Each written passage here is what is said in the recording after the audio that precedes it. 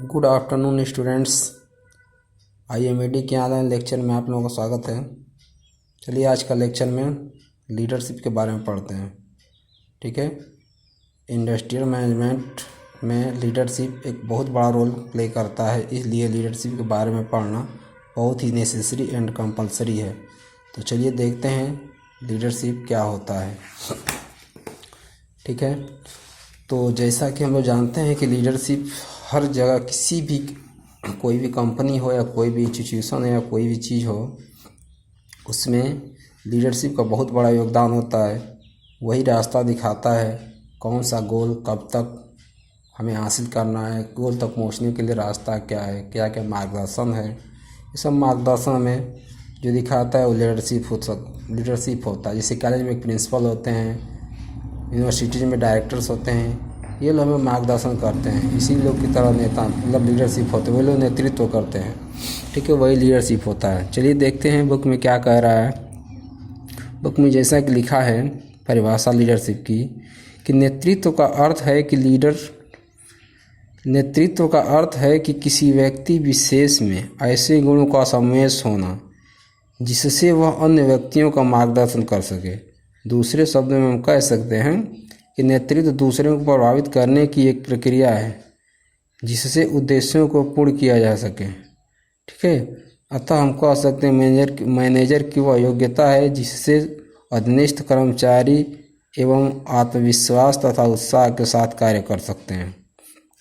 ठीक है, जैसे कॉलेज में मैनेजर होते हैं, प्रिंसिपल होते हैं, ये लोग मार्गदर्शन करते हैं कि कौन सा कार्य किस तरीके से कोई निश्चित उद्देश्य हो उसे कैसे पूरा किया जा सकता है, किस तरीके से पूरा जा सकता है, कब तक पूरा किया जा सकता है।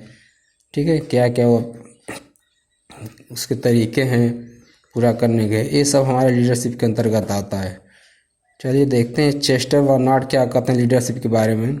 उनका कहना है कि नेतृत्व का आशय व्यक्ति के उस व्यवहारिक गुणों से है जिसके द्वारा वह अन्य व्यक्तियों के संगठित प्रयासों से संबंधित कार्यों में मार्गदर्शन करता है।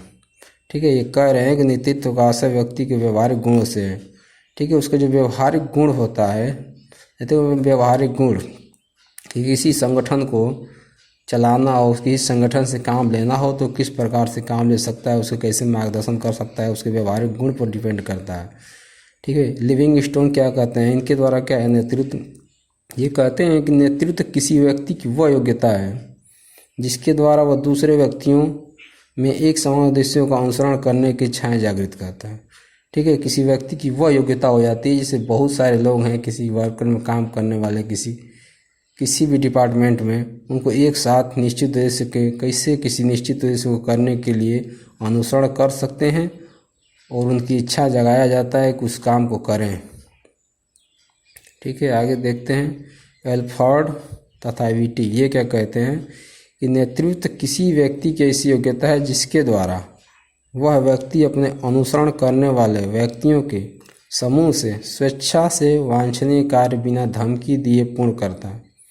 ठीक है, आप लोग चाहे तो इसका नोट्स बना सकते हैं। ये सब अच्छा परिभाषा है कि नेतृत्व किसी व्यक्ति की ऐसी योग्यता है जिसके द्वारा वह जितने लोग उसको अनुसरण करते हैं उसको बिना डराए बिना धमकाए जो काम करना चाहता है, जो काम करवाना चाहता है, स्वेच्छा से करवा सके। ये सब लीडरशिप के अंतर्गत आता है।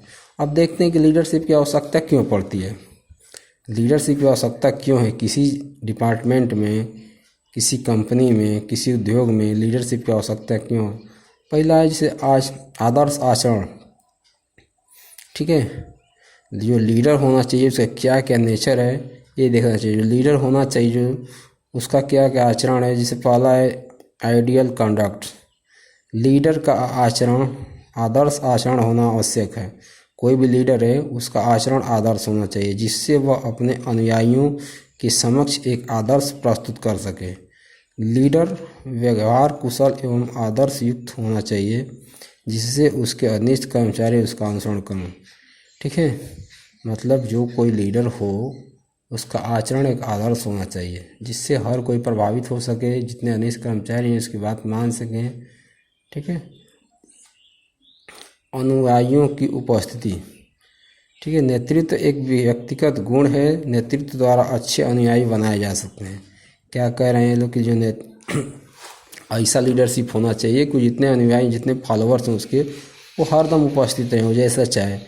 नेतृत्व एक व्यक्तिगत गुण है। नेतृत्व द्वारा अच्छे अनुयायी बनाए जा सकते हैं, अतः नेता के साथ अनुयायियों का होना आवश्यक होता है। सभी अनुयायी बिना किसी धमकी के उसके साथ रहने चाहिए। अनुयायियों की संख्या नेता के गुणों को महत्व बढ़ा देता है। ठीक है, जितने अनुयायी होते हैं, जितने फॉलोअर्स होते हैं, वो किसी नेता के जो गुण हैं, गुण के महत्व को बढ़ा देते हैं। ठीक है, फिर आगे व्यवहार प्रभावित करना। नेता के में सभी ऐसे आवश्यक गुण होते हैं जिनमें उसके अनुयायियों के प्रति व्यवहार में लगातार सुधार आता रहता है। ठीक है, अतः इतने ऐसे नेतृत्व की आवश्यकता है जिससे अनुयायियों को व्यवहार कुशल बनाया जा सके। ठीक, क्रियाशील संबंध, एक्टिव रिलेशन। नेता और अनुयायियों में क्रियाशील संबंधों की आवश्यकता होती है, अतः एक समान उद्देश्यों की पूर्ति हेतु दोनों को मिलकर कार्य करने की आवश्यकता है। ठीक है, क्रियाशील रिलेशन होना चाहिए, मतलब किसी कार्य को पूर्ण करना है तो लीडर और जो फॉलोअर्स होते हैं सबको मिलकर अगर किसी निश्चित दिशा में काम करें तो ही हमारी लक्ष्य को प्राप्त कर सकते हैं। यूनिटी ऑफ इंटरेस्ट, हितों की एकता होनी चाहिए। एक अच्छा नेतृत्व तभी सफल होता है जब नेता और अधीनस्थ कर्मचारियों के उद्देश्य और हितों में समानता हो। ठीक है, जैसे जॉर्ज टेरी क्या कहते हैं कि नेतृत्व एक दूसरे के उद्देश्यों की प्राप्ति के लिए अधीनस्थ कर्मचारियों को स्वेच्छा से कार्य करने के लिए प्रभावित करना है। ठीक है, चलिए आगे देखते हैं आगे क्या कह रहा है कि नेता के क्या क्या कार्य होते हैं उसको देख लेते हैं। नेता अपने अधीनस्थों को प्रतिनिधित्व करता है। जितने उसके फॉलोअर्स होते हैं, जितने रिप्रेजेंटेटिव होते हैं, सबको अधीनस्थ करता है। नेता एक उपयुक्त सलाहकार होता है। ठीक है, नेता सबका सलाहकार होता है जो कि सब उसकी बात मानते हैं। नेता कर्मचारियों में टीम भावना विकसित करता है। नेता जो होता है जितने कर्मचारी होते हैं सबको एक साथ लेकर चलने का पूरा प्रयास करता है। ठीक है, नेता समय मैनेजमेंट करता है। नेता इस समय बताता है कि हाँ, इस गोल को प्राप्त कितने समय में पा लेना चाहिए या किस तरीके से पाना चाहिए। ठीक है, नेता एक प्रभावशील संगठन विकसित करता है। नेता जो है सब कर्मचारियों को एक साथ मिलाकर प्रभावशील ढंग से किसी कार्य को करने के लिए प्रेरित करता है।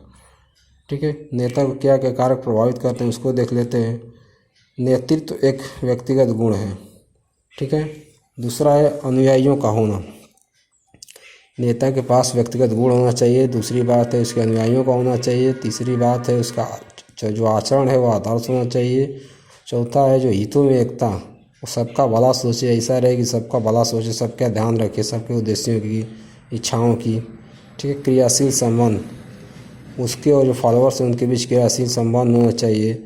आत्मविश्वास होना चाहिए उसके अंदर। फिर आगे परिस्थिति अनुसार परिवर्तन, जैसा परिस्थिति उसके अनुसार परिवर्तन हो जाना चाहिए। मतलब नेतृत्व परिवर्तन होना चाहिए जहाँ तक आवश्यक हो। लोचपन भी प्रयत्नों को साकार होने में सहायक होता है। ठीक है, ये सब चीज़ें ध्यान देना है। इसके बाद सामान्य उद्देश्य लक्ष्य क्या है उसको ध्यान देना चाहिए नेता को। नेतृत्व एक व्यक्तिगत गुण है, इसमें होने किसी नेता में होना चाहिए। नेतृत्व एक गतिशील प्रक्रिया है। ठीक है, ये सब चीज़ किसी नेता के अंदर होना चाहिए। इसके बाद देखते हैं नेता बनाम मैनेजर। इसमें क्या होता है कि